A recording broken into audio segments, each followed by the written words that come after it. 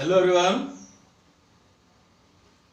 We know that cash flow statement is a part of financial analysis, and this statement is prepared to analyze the short-term management of cash and cash equivalents in three types of business activities like operating activities, investing activities, and financing activities, separately, step by step, with proper classification. Students, we are also required to follow indirect method for preparing cash flow statement. Indirect method means we have to use those statements or financial statements which are prepared at the end of accounting period. And these statements are balance sheet and statement of profit and loss. Balance sheet provides the financial portion of the business, its assets and liabilities, whereas statement of profit and loss indicates the loss or the profit which has been made during an accounting period. At the same time, we have to follow the format given for preparing cash flow statement as per accounting standard 3 revised. तो students, हम जानते हैं कि cash flow statement में हम cash का analysis करते हैं कि किस तरह से तीन एक्टिविटीज में, ऑपरेटिंग एक्टिविटीज में, इन्वेस्टिंग एक्टिविटीज में और फाइनेंसिंग एक्टिविटीज में कैश जनरेट कैसे हुई है और उसका यूटिलाइजेशन किस तरह से हुआ है। ये हम पूरी तरह से क्लासिफिकेशन करके करते हैं, स्टेप बाय स्टेप करते हैं। स्टूडेंट्स, हमें कैश फ्लो स्टेटमेंट बनाने के लिए इनडायरेक्ट मेथड यूज करना है, और इनडायरेक्ट मेथड का मतलब है कि हमें वो समराइज स्टेटमेंट यूज करने हैं, वो फाइनेंशियल स्टेटमेंट यूज करने हैं जो कि अकाउंटिंग पीरियड के लास्ट में प्रिपेयर करे जाते हैं, जैसे कि बैलेंस शीट और statement of profit and loss. Balance sheet में फर्म की, बिजनेस की फाइनेंशियल पोजीशन रिप्रेजेंट करी जाती है, और statement of profit and loss में फर्म ने कितना प्रॉफिट कमाया या बाय चांस कितना लॉस हुआ, ये पता चलता है। तो इसका मतलब इनडायरेक्ट मेथड में हम वो स्टेटमेंट यूज कर रहे हैं जो सबसे लास्ट में प्रिपेयर करे गए हैं, और लास्ट में प्रिपेयर करे गए स्टेटमेंट को लेते हुए हम रिवर्स में जा रहे हैं और कैश का एनालिसिस करते हुए जा रहे हैं कि कैश किस तरह से जनरेट हुई और यूटिलाइज करी गई through out the accounting period in these three business activities: operating activities, investing activities and financing activities. Students, हमें जो फॉर्मेट यूज करना है वो गिवन है अकाउंटिंग स्टैंडर्ड 3 रिवाइज्ड में, जिसमें हम स्टेप बाय स्टेप पहले ऑपरेटिंग एक्टिविटीज, फिर इन्वेस्टिंग एक्टिविटीज और सबसे लास्ट में फाइनेंसिंग एक्टिविटीज प्रेजेंट करते हैं। तो पहले हम ऑपरेटिंग एक्टिविटीज को समझेंगे, उसके क्वेश्चंस करेंगे, उसके बाद इन्वेस्टिंग एक्टिविटीज को समझते हुए इन्वेस्टिंग एक्टिविटीज के क्वेश्चन करेंगे, और सबसे लास्ट में फाइनेंसिंग एक्टिविटीज को समझते हुए उसके क्वेश्चंस करेंगे। और उसके बाद हमें तीनों एक्टिविटीज को कंबाइन करते हुए कंप्लीट कॉम्प्रिहेंसिव फॉर्मेट यूज करना है for preparing cash flow statement. So students, for the preparation of cash flow statement, first we have to understand operating activities, then investing activities, and after that financing activities, and finally we have to combine all these three activities in the comprehensive format of cash flow statement, which has been given as accounting standard 3 revised. So students, we have to start with the first part of cash flow statement, that is cash flow from operating activities. So the first part of cash flow statement is A, cash flow from operating activities, which is started with net profit before tax. So students, first we have to start the first part of cash flow statement with net profit before tax. If net profit before tax is given in the question, we have to mention it in the column simply. But if this net profit before tax is not mentioned in the question, we have to calculate it in step 1 as per note number 1 and its manner.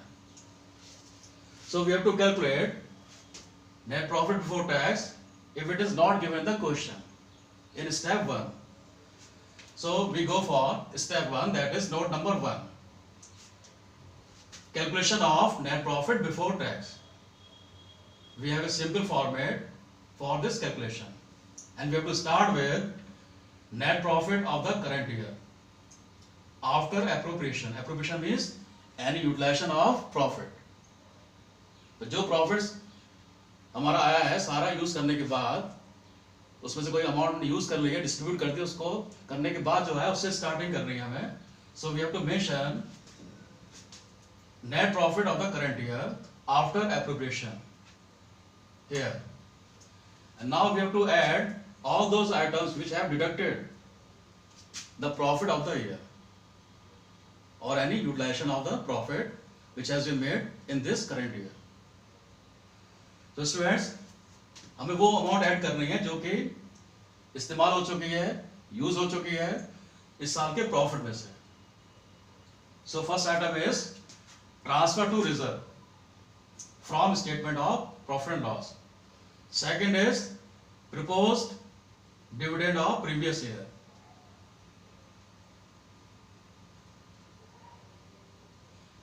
If there is some amount which has been declared last year to distribute as dividend, it should be added back in this note number 1. Third is interim dividend. Interim is in the middle of the year. If company has distributed any dividend in the middle of the year from the profits, it should be added back in this step 1. Fourth is provision for tax. If the company has made any provision for tax during the year, it should be added back in this note number 1. And after that, we have to deduct the amount of refund of tax. Suppose the company has made a payment in the previous year and the income tax department has refunded some amount as refund of tax. It should be deducted. And student, after making these adjustments, addition and deductions, we arrive at net profit before tax. Net profit before tax is the result of step 1 or note number 1, which should be used before step 2 in the first part of cash flow statement, that is cash flow from operating activities. So now we have to mention net profit before tax, which has been calculated in note number 1 in the column before step 2. And now we have to make adjustment for non-cash and non-operating items. Non-cash items are those items which have deducted or increased net profit before tax, but there is no inflow of cash or outflow of cash. तो ऐसा कोई transaction या फिर कोई ऐसा item जिसने net profit को increase कर दिया या फिर डिक्रीज कर दिया, लेकिन उसमें कोई कैश हमने पे नहीं करी या रिसीव नहीं करी, तो कैश का कोई इनफ्लो नहीं हुआ या कैश का कोई आउटफ्लो नहीं हुआ, लेकिन उस अमाउंट से नेट प्रॉफिट कम हो गया, तो उसको हम एडजस्ट करेंगे. जैसे कि depreciation. Depreciation is a loss for the business but there is no outflow of cash. So students, जैसे कि डेप्रिसिएशन जिसमें कि प्रॉफिट तो कम हो जाता है बिजनेस का, लेकिन उसमें कोई अमाउंट हम काउंट करके किसी को पे नहीं करते, तो ये नॉन कैश आइटम है. और भी कोई नॉन कैश आइटम हो सकता है जो हम बाद में डिस्कस करेंगे. इसी तरह we have to make adjustment for non operating items. Non operating means those items which are concerned with either investing activities or financing activities.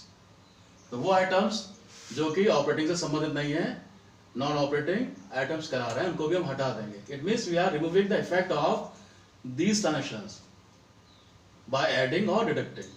तो हमें इफेक्ट हटाना है. इफेक्ट हटाने का मतलब है कि जिसने प्रॉफिट को कम कर दिया था उसको हम ऐड करके उसका इफेक्ट हटाएंगे, और जिसने प्रॉफिट को इंक्रीज कर दिया था जो कि नॉन कैश आइटम था या फिर नॉन ऑपरेटिंग आइटम था, उसको हम लेस करके उसका इफेक्ट हटा देंगे. So we have to start with to add depreciation on tangible fixed asset. Depreciation is charged on tangible fixed asset which can be seen or touched. Whereas in the same way we deduct an amount on intangible assets which cannot be seen or touched, and this amount is known as amortization. The nature of these two items are same. Third item is any payment, expense, loss on investing activities. तो long term properties पे कोई expense हुआ है या उससे कोई loss हुआ है तो उसने बिजनेस का प्रॉफिट डिक्रीज कर दिया, उसको फिर से ऐड कर देंगे जिससे कि हमें ऑपरेटिंग प्रॉफिट पता चल जाए. Fourth item is any payment, expense, loss on financing activities. Financing activities पे कोई लॉस हुआ है, कोई पेमेंट किया है हमने, एक्सपेंस किया है, तो वो भी हम यहाँ पर ऐड कर देंगे क्योंकि इसका संबंध ऑपरेटिंग एक्टिविटीज से नहीं है. तो यहाँ पे हमें सिर्फ उसकी बात करनी है जो जिनका संबंध ऑपरेटिंग एक्टिविटीज से है. And now we have to add increase in provisions for doubtful debts. In this column, this is mentioned as positive. And now we have to deduct any profit, income from investing activities. It means it is a type of income which has been received through long-term properties or investments, and they have increased the net profit earlier, so it should be deducted so that we can find out the exact amount of operating profit. And this is a negative value, and now we have to add all the items and we get operating profit before working capital changes. So the answer of step 2 is operating profit before working capital changes. तो step 2 के बाद हम आ जाते हैं operating profit before working capital changes, और step आती है step 3. At step 3 we have to make working capital changes. Working capital changes are concerned with any decrease in current assets और any increase in current assets और decrease और increase in current liabilities. And we know that current assets have a lifespan of 12 months or less. In the same way, current liabilities are those liabilities which are to be paid within a time period of 12 months or less. So now we have to make working capital changes, WCC. For keeping it in memory, we can denote WCC. So we have to add any decrease in current assets and any increase in current liabilities. So we get DCA plus and ICL plus for this column. Next item is increase, which should be deducted, increase in current assets and decrease in current liabilities. So for keeping it in memory, we can make a formula that is mentioned in a box. For step 3, WCC, working capital changes, it means we have to add DCA. DCA means decrease in current asset, plus ICL, plus ICL means increase in current liabilities. In the same way, we have ICA minus DCL minus. ICA means increase in current asset. It should be deducted in step 3. DCL minus decrease in current liabilities minus. So students, after step 3 we get the answer of step 3, that is cash generated from operations. Operations means cash generated from the core activities of the business or the main activities of the business or operating activities of the business. So the answer of step 3 is the amount which has been generated as cash from operations. And now at step 4 we have to deduct income tax paid net of tax refund received. It means we have to deduct the amount of net income tax paid during the year. And now we get the answer of step 2, that is also the answer of first part of cash flow statement, that is cash flow from operating activities. So the answer is net cash from or use in operating activities. Cash from means generation of cash, whereas used in indicates utilization of cash in operating activities. Cash from is positive answer, used in is a negative answer, which should be mentioned in bracket. So positive answer is mentioned without bracket and negative answer is mentioned in bracket. So students, now we have discussed the 4 steps involved in calculation of cash from operating activities. Step 1, step 2, step 3 and step 4. And now we have to solve the questions regarding this stage of cash flow statement. And then we will solve, after understanding investing activities, the question of investing activities. And after that we will solve the questions of financing activities. And finally we have to combine all these three activities in a prescribed comprehensive format, step by step, with proper classification. So students, हमने ये 4 step देखे cash flow from operating activities में. पहले हमें cash flow statement में operating activities के questions करना है, उनको समझते हुए.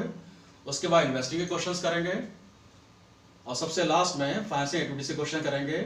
और फाइनली हम तीनों एक्टिविटीज को कंबाइन करते हुए कॉम्प्रिहेंसिव फॉर्मेट यूज करते हुए डायरेक्ट मेथड में पूरा कैश फ्लो स्टेटमेंट बनाने की प्रक्रिया को सीखेंगे. So students, that's it for today. Thanks. Have a nice day.